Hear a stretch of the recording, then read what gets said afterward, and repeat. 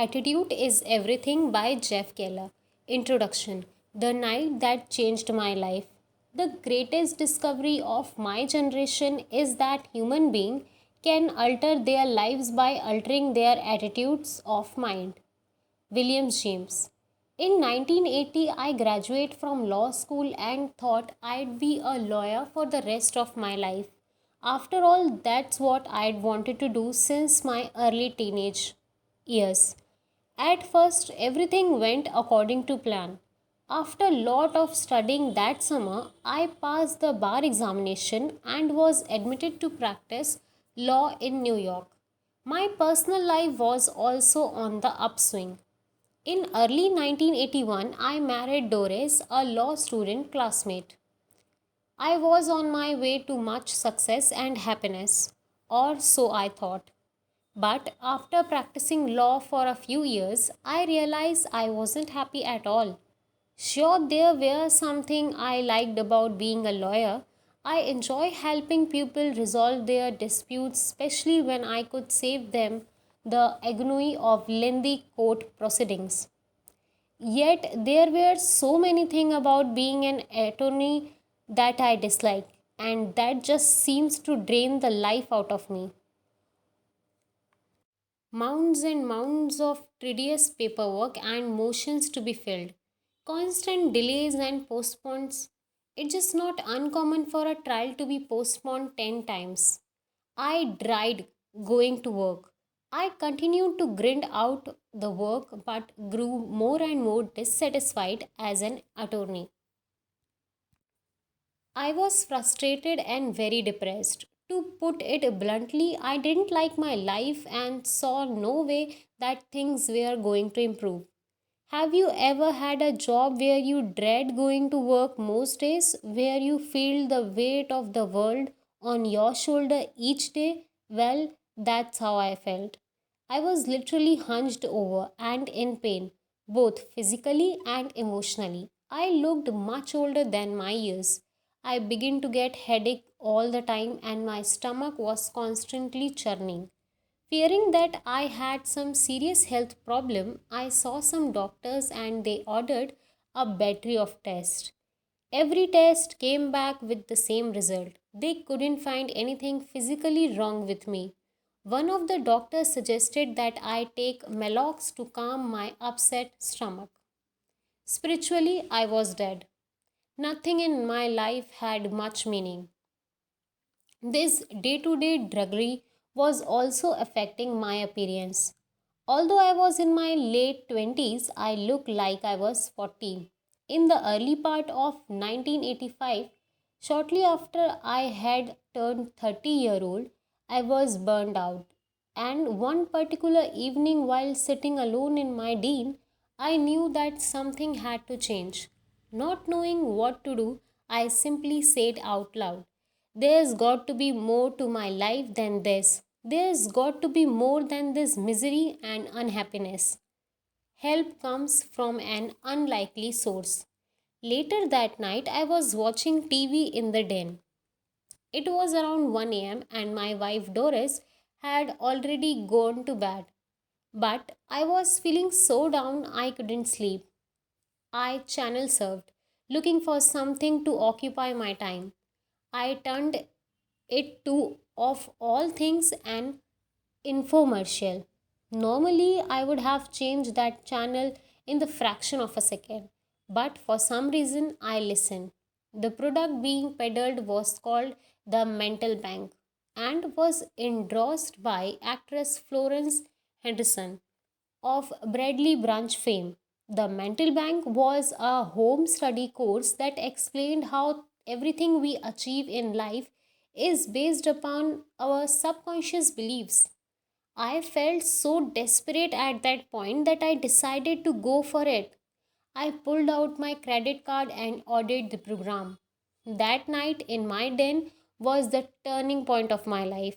By the way, when I sleepish told Doris what I had done a day or two later, she was shocked.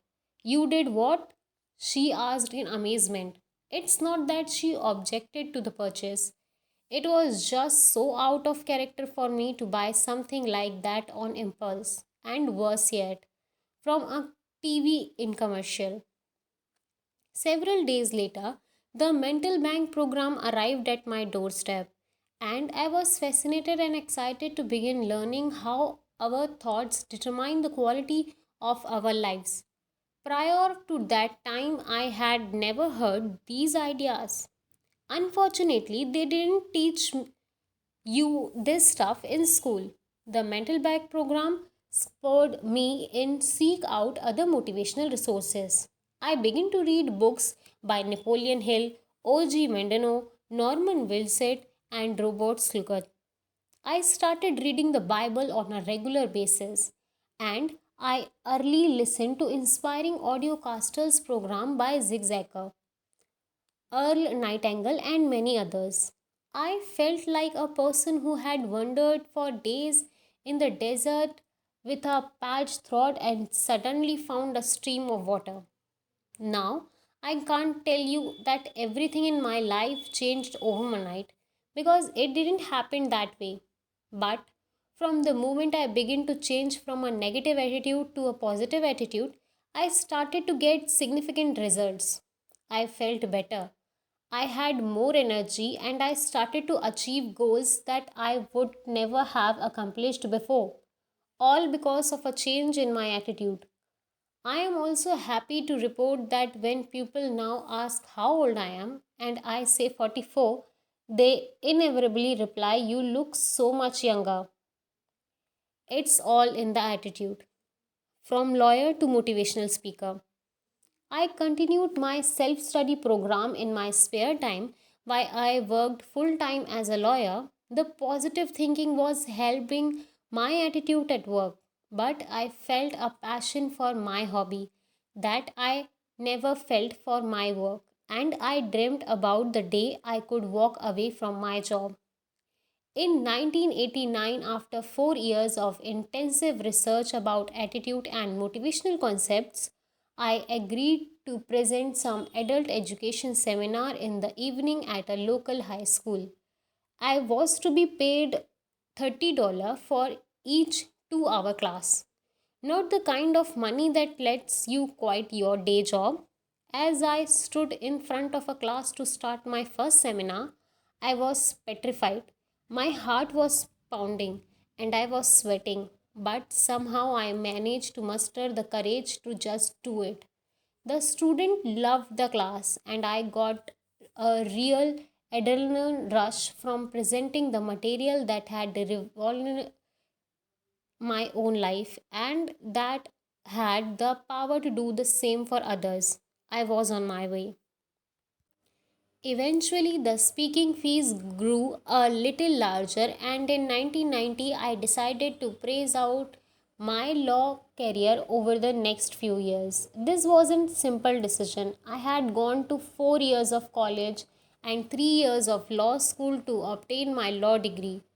On top of that, I had spent 10 years of my life as a practicing lawyer. When you have that much investment in the career, it's not easy to walk away.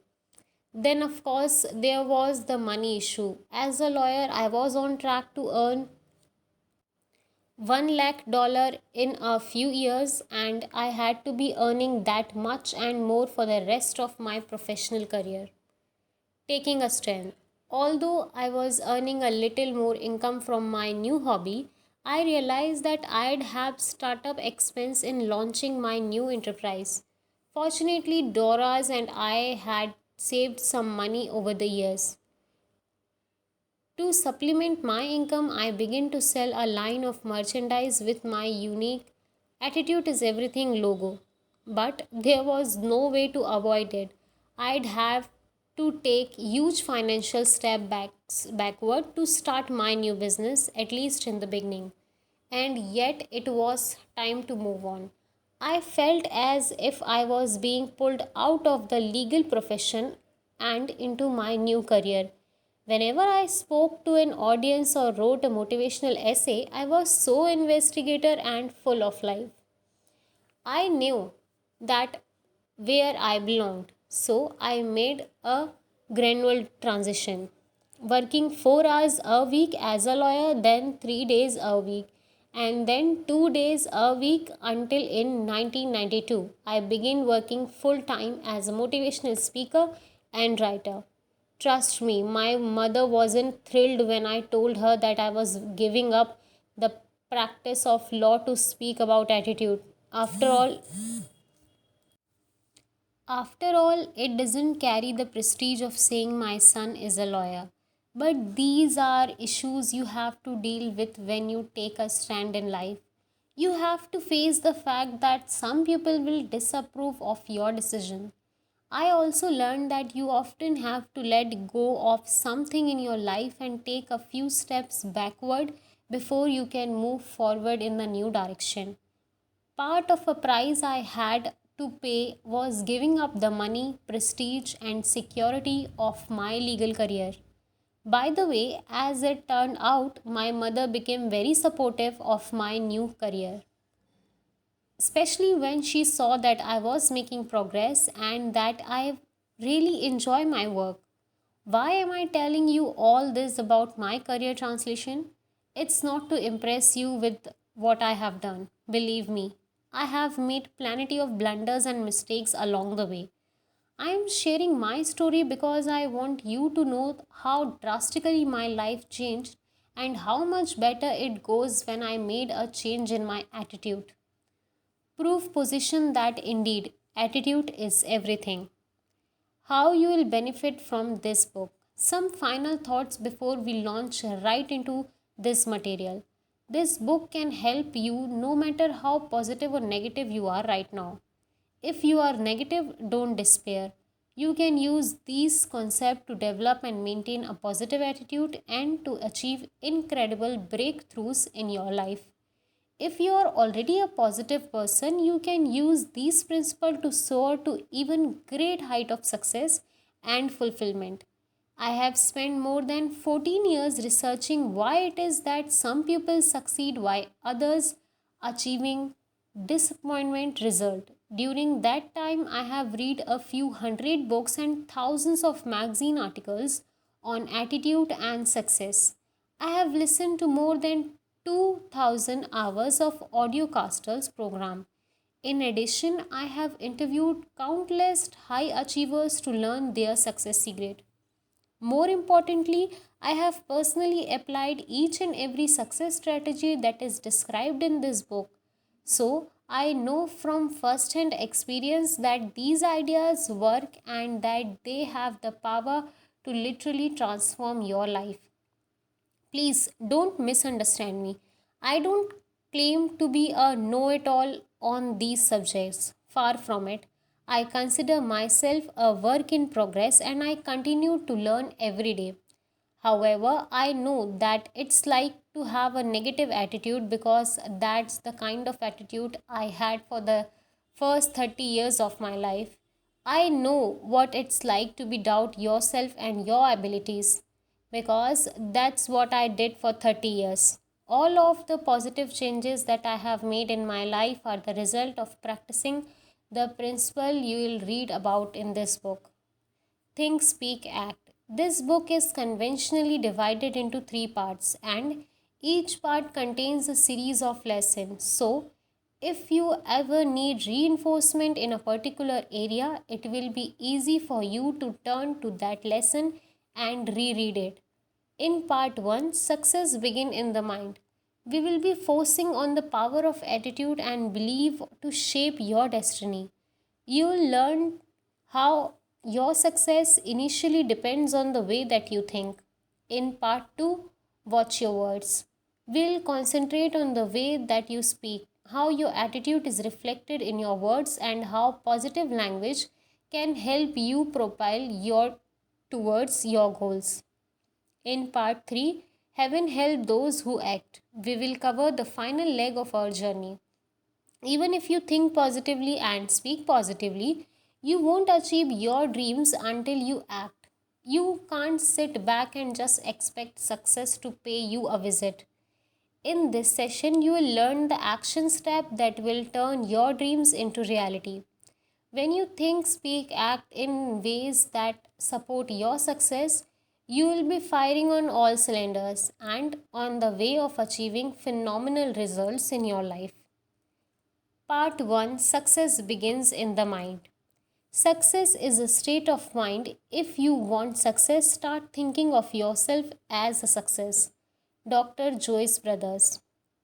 Lesson 1. Your attitude is your window to the world. Better keep yourself clean and bright. You are the window through which you must see the world. George Bernard Shaw. It was just after 1 p.m. and Sarah was getting hungry. She had put in a few productive hours of work at her desk and decided to get a bit to eat at a nearby coffee shop.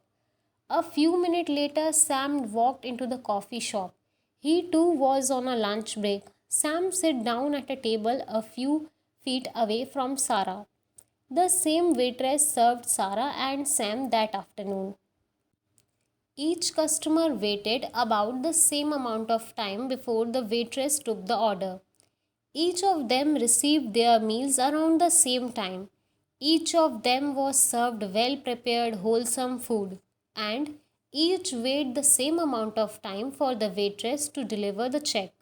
But that's where the similarities ended. Sarah had walked into the coffee shop with a smile, a spring in her step, and a very positive outlook on the world. It was plain for everyone to see. Her body language and her posture reflected her optimism. Sarah had a delightful lunch, exchanged some pleasant conversation with the waitress, and went back to work with a recharged battery. Sam, on the other hand, had entered the coffee shop with a scrawl on his face. He looked like he's been sucking on sour pickles all morning.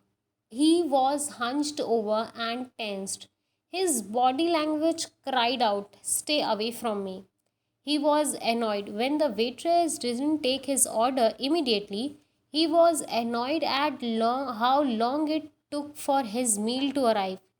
He complained about the food and was furious when he didn't get his check right away. Why did Sarah and Sam have such different experience in the coffee shop?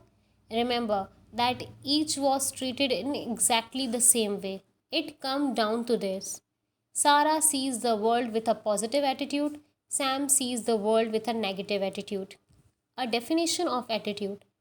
Think of your attitude as a mental filter through which you experience the world. Some people see the world through the filter of optimism. Let me give you some example to explain the difference between a positive attitude and a negative attitude. The person with the negative attitude thinks I can't. The person with the positive attitude thinks I can. The person with the negative attitude dwells on the problems. The person with the positive attitude concentrates on solution. The person with the negative attitude find fault with others. The person with the positive attitude look goods for in others. The person with the negative attitude focus on what missing. The person with the positive attitude counts his or her blessings. The person with the negative attitude sees limitation. The person with the positive attitude sees possibilities. I could go on and on with examples, but I am sure you get the idea. When I talk to audience about attitude, I often like to use word pictures. They help people to understand and remember what I said. Let me paint this picture for you. Your attitude is your window to the world. Everyone starts with a clean mental window. Let's take a few moments to discuss why I say that your attitude is your window to the world. We all start out in life with a good attitude, or should I say, a clean mental window. Just watch young children, they are always laughing and giggling. They have a sunny disposition, they love to explore new things. Consider the attitude of a child who is learning to walk. When he stumbles and falls down, what does he do? He'll tell you what he doesn't do. He does not frown or blame the carpet. He doesn't point finger at his mother or father for giving him lousy instruction. He doesn't quit. Oh no. He smiles, get up again and make another attempt. and another. He keeps going for weeks and weeks with a positive attitude until he gets it right. His window is squeaky clean and he feels like he can conquer the world. But, as you know, there comes a point where life starts throwing some dirt at our window. And here's all what happens. Our window gets splatters by criticism from parents and teachers. Our window gets smudged by ridicule from peers. Our window was smeared by rejection. Our window was soiled by disappointments. Our window gets clouded by doubts. The problem is the dirt keeps building up, and all too many people do nothing about it. They continue to go through life with a fluffy window. They lose their enthusiasm, they get frustrated and depressed, and most tragically, they give up on their dreams. All because they failed to clean their attitude windows. That's the route I was traveling down. I had a dirty window when I was an attorney, and the longer I stayed in that field, the fluffier my window got. I saw no possibility. How could I? My window was splintered with the mud of negativity. Wash your window.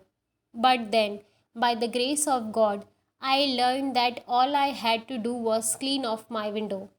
I had to improve my attitude so I could see the world clearly again. After I removed the glim from my window, a whole new world opened up for me. The frustration and depression lifted, I had more confidence. For the first time in many years, I could see the magnificent possibilities that life had to offer. And I was able to make a career transition and do work that I absolutely love. When you really think about it, I am in the business of helping people to clean off their window to get a better attitude. Do you see what I mean when I say that attitude is your window to the world? Can you appreciate how your attitude affects the way you see everything in your life? More importantly, are you beginning to see those areas where your windows need to be washed? You control your attitude. It's your job to keep your window clean. Sure, I can give you a little encouragement, and other people can encourage you too. But in the end, nobody else can do it for you. You see, you always have a choice. You can leave the flip in your window and look at life through its smug glass, but there are consequences to that approach, and they are not very pretty. You will go through life negative and frustrated. You will be unhappy. You will achieve only a fraction of what you are capable of achieving. There is a better way. When you choose to take out your swiggy and clean your window, life will be brighter and sunnier. You will be healthier and happier. You will be set some ambitious goal and begin to achieve them. Your dreams will come alive again. Still doubting whether you really have the power to change your attitude? Perhaps you are thinking, Jeff, that's easy for you to say. Your attitude wouldn't be so good if you had my problem. Granted, some really devastating things may have happened to you. You may have endured much suffering. Perhaps you are going through some tough times right now. But even under the worst circumstances, I still contend that you have the power to choose your attitude. I am not saying it's easy, but the fact remains the choice is yours. Let me tell you about a man who is well qualified to speak on the subject of attitude. His name is Dr. Viktor Frankl, and he went through hell on earth and managed not only to survive but to inspire millions of people. You see, Viktor Frankl endures years of horror as a prisoner in the Nazi death camps. To make matter worse, his father, mother, brother, and his wife died in the camp or were killed in gas chambers. Every day, Frankl and the other prisoners suffered from hunger, cold, and brutality. Can a person control his or her attitude in a situation like that? Here's what Dr. Frankl had to say about the importance of attitude in his best selling book, Man's Search for Meaning. Everything can be taken from a man, but one thing, the last of the human freedoms to choose one attitude in any given set of circumstances, to choose one own way. Even though conditions such as lack of sleep, insufficient food, and various mental stress may suggest that the inmates were bound to react in certain way, in the final analysis it becomes clear that the sort of person the prisoner became was the result of their an inner decision and not the result of camp influence alone. Now, if Dr. Frank and the other prisoners had the ability to choose their attitude in the face of such unspeakable suffering, who are we to claim that we cannot take control of our attitudes? As Hug Jones has said, a happy person is not a person in a certain set of circumstances, but rather a person with a certain set of attitudes. That's the powerful statement, and it's the truth. When it's all said and done, you and you alone control your attitude.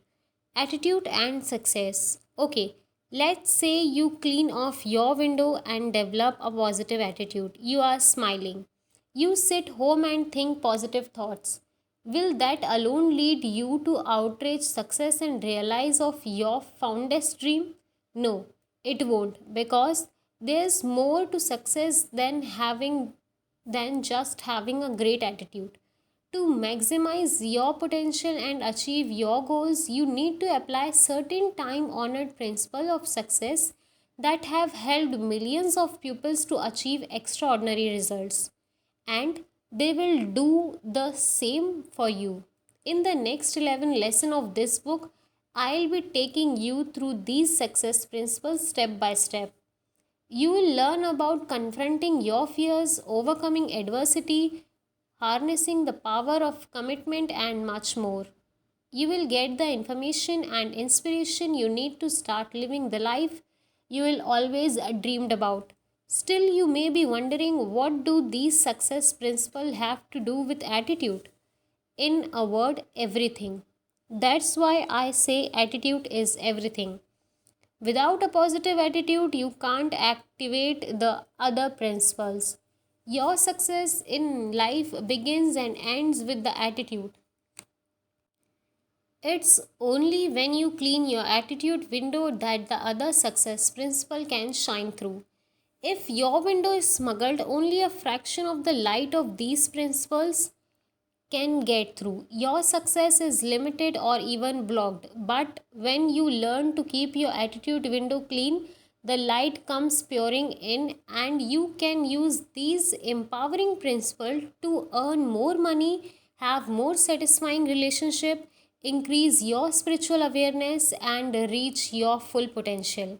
When you combine a positive attitude with the other success principle, you become unstoppable.